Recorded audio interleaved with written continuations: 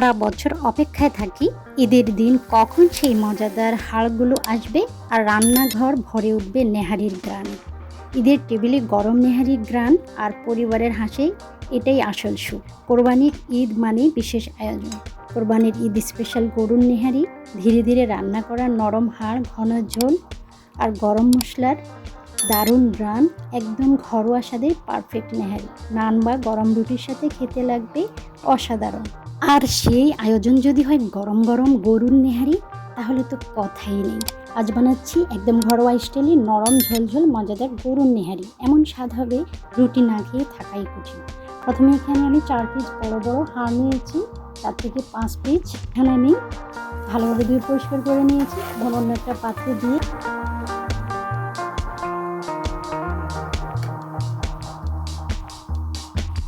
আমি নর্মাল ট্যাপের পানি দিয়েছি। এই ট্যাপের পানি দিয়ে আমি কিন্তু এখন ঢাকনা দিয়ে একটা বলক তুলে নেব। এই 20 মিনিটের মতো রাখতে হবে। উপরে দেখুন কি সুন্দর পেনা উঠেছে। এই পেনাগুলো আমি তুলে ফেলছি। পরে বলছি এখানে ট্রিক্স আছে। এই যে আমি পেনাগুলো তুলে নিচ্ছি, এতে ঝোলটা পরিষ্কার আর সুন্দর হয়। আপনি এই গরুর নেহারি বা নলা পায়া যে এই বলেন, আপনি কিভাবে রান্না করেন কমেন্টে জানাবেন। ভালো লাগলে একটা লাইক দিয়ে দেবেন। দেখুন কতগুলো পেনা তুলে নিয়েছি। এই পেনাটা তোলার কারণে কিন্তু এই মাংস রান্নাটা, নেহারি রান্নাটা দারুণ হয়। এখন আমি মশলা অ্যাড করব। দিয়ে দিচ্ছি লবণ আর মশলা দিয়েছি স্ক্রিনে দিয়ে দিচ্ছি আমি কী মশলা দিয়েছি, তারপরে বলে দিচ্ছি হলুদ, মরিচ, ধনিয়া, গরম মশলা, আদা রসুন বাটা আর গরম মশলা, তেজপাতা, দারচিনি, এলাচ, লবঙ্গ যা আছে সব কিছু দিয়ে দিচ্ছি। আমি মশলাগুলোকে একটু মিক্স করে দিয়ে দিচ্ছি। একটা জিনিস লক্ষ্য করেছেন, আমি কিন্তু কোনো তেল দিইনি, আমি এক টুকরো চর্বি দিয়েছি, ব্যাস এতেই রান্না হয়ে যাবে। সব মশলা ভালোভাবে মিশিয়ে ঢেকে দিয়েছি প্রায় 1 ঘন্টার জন্য। ধীরে ধীরে রান্না হতে হতে মাংস আর হাড়ের ভিতরের স্বাদ ঝোলে মিশে যাবে।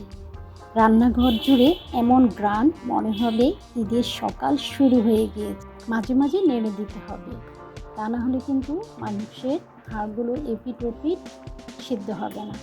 ভালোভাবে একটু নেড়ে চেড়ে দিয়েছি আর আমি একটা চামচ দিয়ে দেখুন ঝোলগুলোকে তুলে তুলে দিচ্ছি।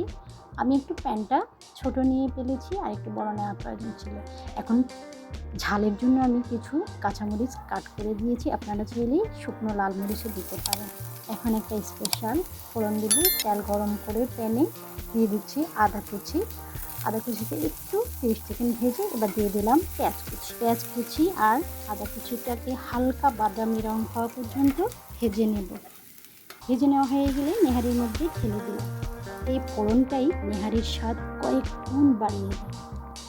এখন ঢাকা দিয়ে আরও 10 মিনিট জাল করে নেব।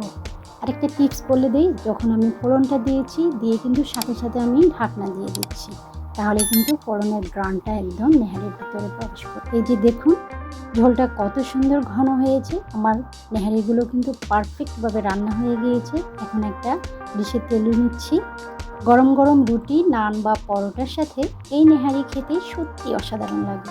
কোরবানির ঈদে পরিবারের সবাইকে নিয়ে এমন একটা স্পেশাল রান্না হলে আনন্দটাই অন্যরকম হয়ে যায়।